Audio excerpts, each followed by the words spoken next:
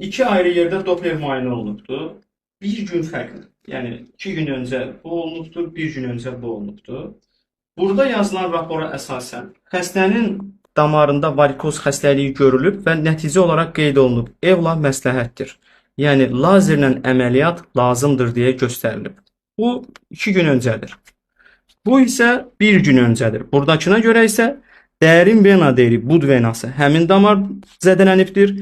Əməliyyat əsla mümkün deyil, qətiyyən də olmaz. Yaxşı, 2 gün öncə olan Doppler hansı ki əməliyyat lazımdır deyən mi düz deyir, yoxsa bir gün öncə olan mı düz deyir? Belə olan halda biz nə etməliyik? Məcburən xəstənin bir də Doppler müayinə alırıq. Reallıq nədir ona baxırıq. Çünki üstdən baxanda burada genişlənmiş qıvrım damarları görə bilirik. Və Doppler müayinədə hətta bu hissədə yarası var, sarğı olunubdur. Və Doppler müayinədən görəcəyik. İndi göstəririk içərini.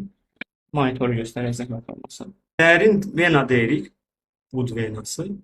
İçərisində belə bir ağ bir şey var. Yəni bu daha əvvəl bu dərin venada tromb olubdur, əriyibdir. Bu həm xəstənin bu sahəsində, həm arxada dizaltı vena deyirik. Qısası bu adamın dərin venası zədələnibdir.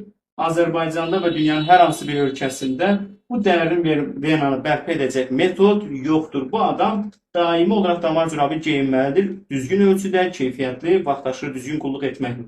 Bunu etdiyi halda bu yarası sağalacaq və inşallah təkrarlanmayacaq. Bugünkü gün bu xəstənin damarını əməliyyat etmək texniki olaraq asandır. İstər lazer, istər açıq əməliyyat.